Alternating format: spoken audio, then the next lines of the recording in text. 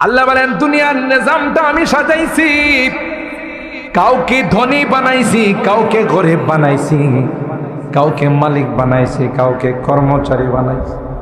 কেউ সিএনজি চালক, আবার কেউ সিএনজির প্যাসেঞ্জার, কেউ চালক, কেউ প্যাসেঞ্জার, কেউ অটো চালায়, কেউ আবার প্যাসেঞ্জার, কেউ দোকানের মালিক, কেউ দোকানের কর্মচারী, আবার কেউ কাস্টমার।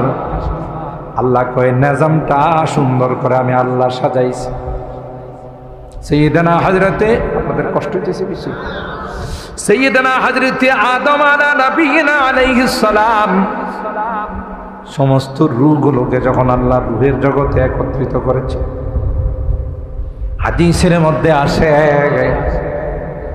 আল্লাহ আদমকে বললেন, আদম তাকাইয়া দেখো, ডাইনে বামে সামনে তাকাইয়া দেখো, যা দেখতেছো সবাই হবে তোমার সন্তান। সুবহানাল্লাহ।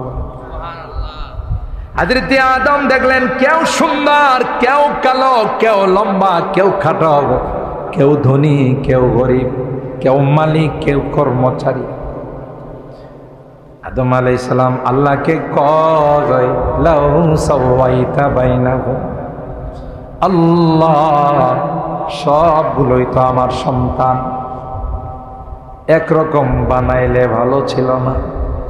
কাউকে লম্বা বানাইছেন, কাউকে খাটো বানাইছেন, কেউ কৃষ্ণাঙ্গ, কেউ শ্বেতাঙ্গ, কেউ কালো, কেউ ধল, কেউ ধনী, কেউ গরিব, কেউ মালিক, কেউ ফকির, কেউ আমি। কথা বলেন ঠিক কিনা?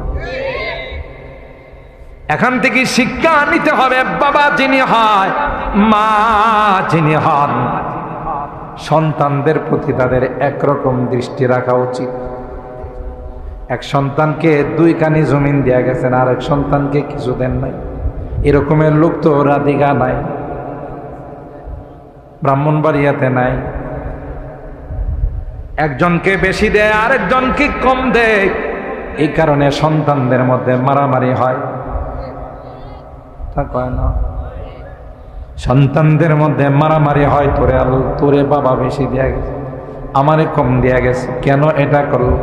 এই ভাগ আপনি দেওয়ার কে? আপনি দুনিয়া থেকে চলে গেলে আল্লাহর কালাম যার যার বন্টন, যার যার অংশ তার কাছে